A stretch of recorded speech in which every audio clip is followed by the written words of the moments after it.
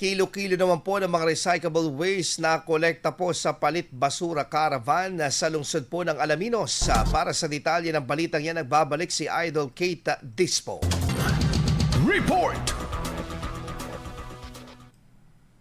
Umabot sa 469 kilo ng recyclable waste ang nakolekta sa isinagawang Palit Basura Caravan ng City Environment and Natural Resources Office sa Alaminos City. Ang programa ay nilaan para sa mga empleyado ng lokal na pamahalaan at binuksan din sa publiko upang mahikayat ang mas malawak na partisipasyon sa wastong pamamahala ng recyclable waste. Bilang kapalit ng kanilang mga naipong recyclable materials, tumanggap ang mga kalahok ng grocery items. Ayon sa mga tagapagpatupad ng programa, layunin ng Palit Basura Caravan na isulong ang tamang resegregasyon at pag-recycle ng basura habang iniikayat ang komunidad na maging aktibong katuwang sa pangangalaga sa kapaligiran. Kabilang sa mga ipinagpay na recyclable materials ang plastic bottle, karton at scrap paper. Inaasahan na ang pagkasagawa ng ganitong programa ay upang sama-samang kumilos sa pagsulong ng responsableng pamamahala ng basura. Kasama mo mula rito sa IFM Dagupan, ako si Idol Kate Dispo. Tatak IFM!